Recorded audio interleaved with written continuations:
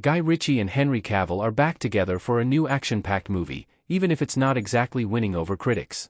The dynamic duo launched their collaboration in 2015 with a spy movie based on the 1964 MGM series. A man from UNCLE. Cavill portrayed the dashing American agent Napoleon Solo, taking over the reins from Robert Vaughn.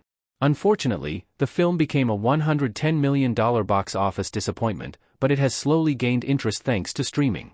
However, the filmmaker and star didn't reunite for another 9 years with the World War II movie, The Ministry of Ungentlemanly Warfare. Ritchie and Cavill collaborated on their third movie together, In the Grey, which thankfully had a shorter gap between movies. Unfortunately, the critical reception is not as strong as their past projects.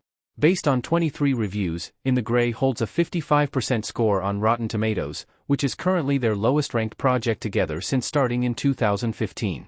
However, the bright side is that audiences have reacted more favorably to the action-packed flick, which holds 84%.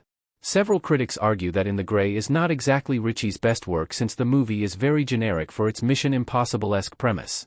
In fact, some expressed that it's his weakest movie because of the tedious pacing, formulaic plot, and weak character development. Although it's not flawless, Ritchie's sharp editing for the action-packed sequences was enough to engage audiences for a classic heist flick, alongside the performances from Cavill, Jake Gyllenhaal, and Eiza González. In Screen Rant's review of In the Grey, Josh Bate credits Ritchie's high-octane movie for fully embracing the fast-talking, character-driven style that defined many of his earlier films. As iterated by other critics, the thriller benefits from the star-powered cast, who brings plenty of charm.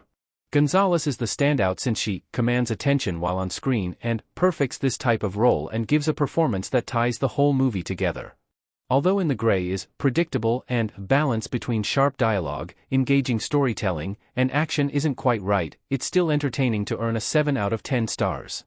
In the Grey follows a high-stakes extraction mission when lawyer Rachel Wilde, Gonzalez, is tasked with retrieving a $1 billion debt from a tyrannical Manny Salazar.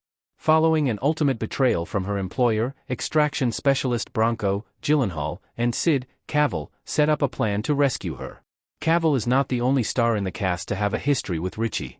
Gyllenhaal previously worked with the director on the 2023 survival movie, Guy Ritchie's The Covenant, which is one of his most well-received projects with moviegoers, standing at a 98% audience score.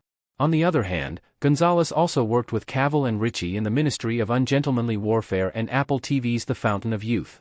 Despite the action thriller being filmed 3 years ago, In the Grey faced some release and distribution struggles.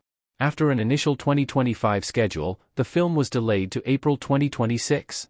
Although Lionsgate had the distribution rights, the studio eventually pulled the movie as it wouldn't meet the original deadline on time, and eventually forfeited it. Black Bear Pictures became the new American distributor and had it scheduled for May 2026. Although In the Grey has demonstrated strong audience reception, the box office is projected for a $3 to $4 million opening. This comes as the thriller opens on the same weekend as Blumhouse Obsession, The Wizard of Kremlin, and Amazon's Is God Is. Alongside the main trio, In the Grey also features Christopher Hivju, Fisher Stevens, and Rosamund Pike. Alongside directing duties, Ritchie wrote the story and produced the film, alongside John Friedberg, Dave Kaplan, and Ivan Atkinson.